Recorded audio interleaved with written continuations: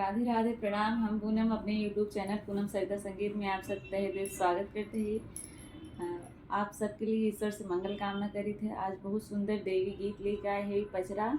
आप सब सुने कैसे ला कमेंट में ज़रूर बताइए। खूब सारा प्यार और आशीर्वाद बनाए रखिए। अगर चैनल नया है आप सब तो चैनल सब्सक्राइब जरूर कर चाहिए। वीडियो ज़्यादा से ज़्यादा शेयर करिए। आपका राय कमेंट बॉक्स में ज़रूर देंगे। पट खोला भवानी चढ़ाइब चुनरी। पट खोला भवानी चढ़ाइब चुनरी। पट खोला भवानी चढ़ाइब चुनरी। पट खोला केकरा के मंगबई कंचन काया। केकरा के मंगबई कंचन काया। केकरा के मंगबई सुहाग चुनरी। पट खोला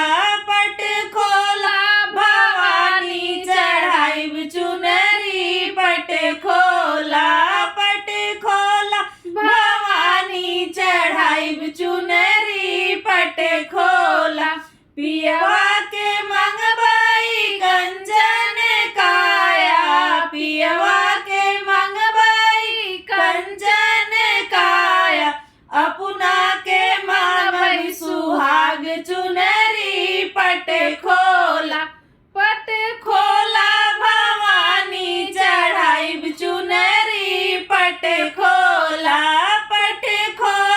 भवानी चढ़ाइब चुनरी। पट खोला केकरा के मंगबई अन धन सोनवा। केकरा के मंगबई अन धन सोनवा।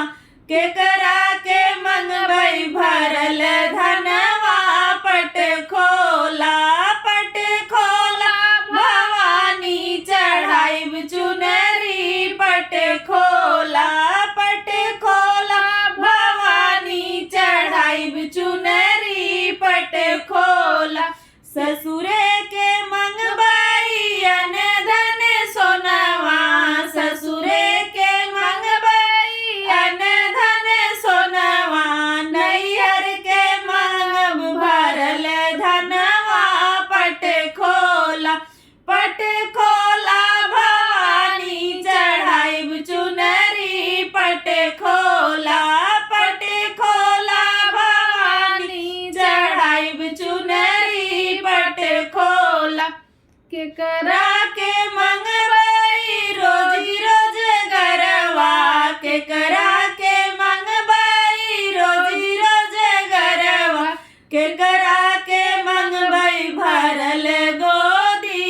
पट खोला भवानी चढ़ाइब चुनरी। पट खोला भवानी चढ़ाइब चुनरी। पट खोला पियवा